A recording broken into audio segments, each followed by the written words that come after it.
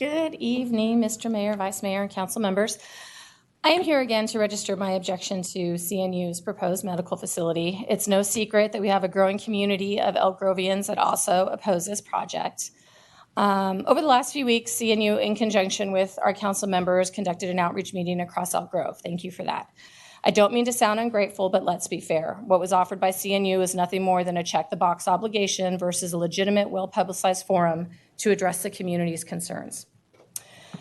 I don't need to list the reasons for the opposition to this project. You all know what they are, and sadly, we still do not have answers, and not surprising, CNU has continued to display overtly smug disrespect to the citizens.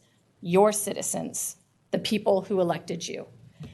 We may have started out as a not in my backyard issue, but this has led to serious concern not only of the viability of this project, but the honor and ethics of those behind it and supporting it. What kind of message are you sending to your constituents? Mr. Mayor, a hospital in Elk Grove was part of your campaign message. We thank you for that, and I'm extremely pleased to know that we will have one from Dignity.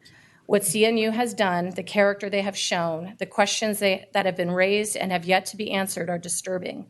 Your alliance with CNU could most certainly affect your reputation and your political career, and I'd be very concerned about hitching my horse up to that organization. The members of this council are our advocates, and we need your help. There is a very fundamental information missing, and would respectfully ask that rather than just taking CNU's word, we get hard numbers to back up this project. We would ask the council to do its due diligence in vigorously pursuing these statistics and make the backup for them available to the public. Otherwise, we are basing this project on hearsay statistics and promises. CNU's website currently lists the following for the project: 2020 hospital construction to begin, 2022 project completion.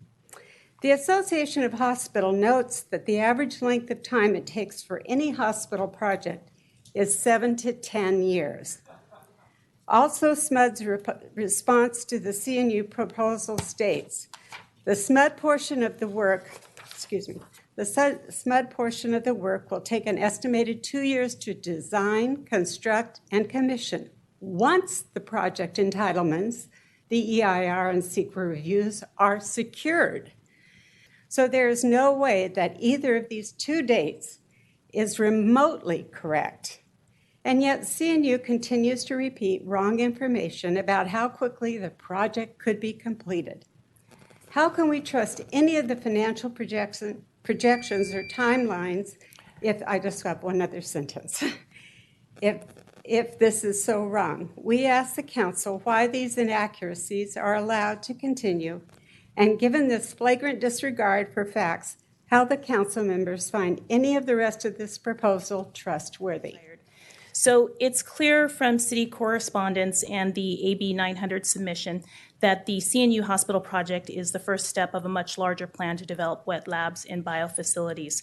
This brings up several questions, but I'll ask just two tonight. If the CNU hospital project fails, either financially because of poor planning or because after it's built, it's not actually approved to provide health care, how does the city plan to take responsibility for this partially developed monstrosity in our neighborhood?